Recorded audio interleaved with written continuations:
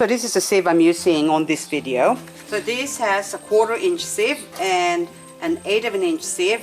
So it's about 15 millimeter high on the side. Here's a couple of inches. So when sieving for sapphires, you tend to fill up the sieve with dirt and it can get quite heavy. So I only ever put sort of the level here and not fill it up too much. Because of that, light enough for me to sieve it or handle it. And you can also get different types like this one's now in the market. This is plastic sieve and it's got a high side and it's about 6 inches high. And this one is a 1/2 inch, a 1/4 inch, and an 1/8 inch. So they come in a set like that. So I find that even with just the two, it's still too heavy for me to carry because I tend to fill it up again with dirt and then you get tired easily because you're sieving a whole lot more material compared to the metal ones. So I prefer using the metal one than the plastic one. Preferably put a pan in the bottom, but it's not necessary. I mean, you get a little bit of gold in here, but not that much. So I'm just putting my pan just to show you. There's probably 1 flake or something. So you have to find a spot wherein you can submerge the whole sieve or even at least half of it, so you've got water in the bottom of the 1/4 inch sieve. So, okay, a bit deeper in here, but not too deep that you're gonna lose your sieve and pan.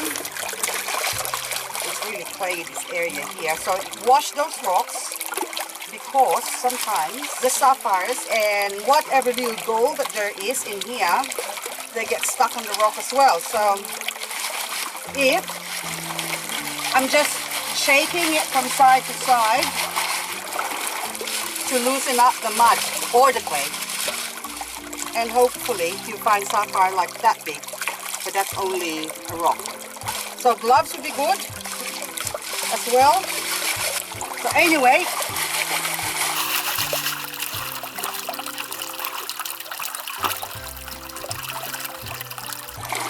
so now, so you can see, I prefer to have it deeper there, but on the deeper part. But, so you can see what I'm doing. I'm just shaking it around like that, and the water is washing away. There you go, that's a better spot. So what I'm doing is shaking it from side to side, turning it over, side to side again, and then dunking it just to center it to make sure all the heavy stuff, which is your spinel and your sapphires, would go in the center here. So hopefully we have a 1/4 inch sapphire here, which is none, I think. I got a 1/4 inch spinel, but no sapphire. And since it's very muddy, and again you can see that's why it's important to wash it or to scrub it down, because that's still a pile of mud with a couple of spinels in it. And with that spinel, that could easily be sapphires as well.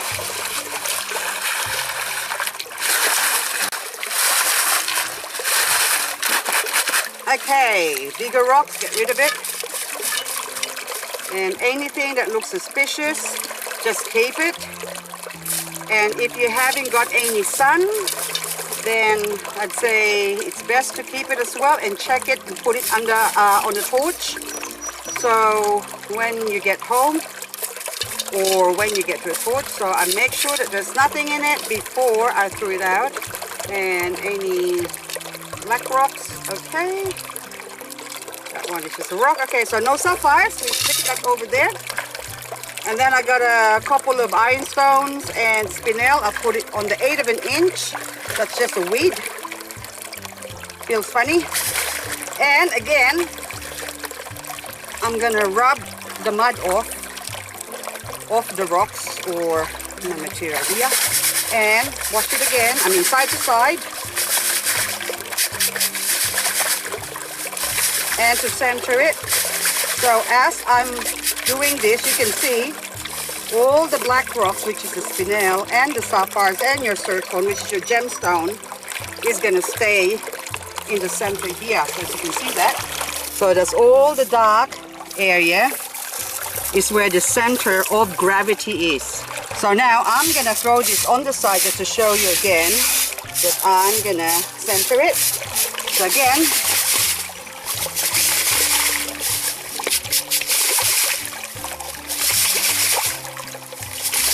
so you can see that they're all going in the center again. So see, they're hiding in the bottom now. So now, if I put that there, so you can see that they're mostly in the center there, which has got a zircon. That's all I can see right now.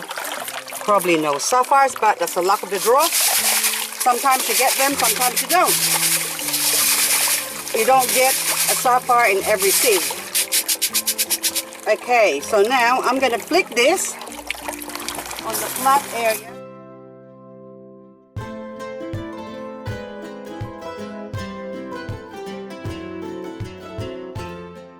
See now, they're all in here. That's why it's best to have a flat surface to flip them in. So I'll get that zircon there. There's only one zircon I saw anyway. So that's how you wash a sapphire or do a sapphire wash. So on the pan there's 2 flakes of gold and 2 zircons and 1 sapphire. So it's really negligible. So panning it will only slow us down. So we prefer to just sieve and just leave the gold and the small bits of sapphire and zircon, because by the time I pan it, I would have already done 2 sieves where I can get bigger pieces of sapphires.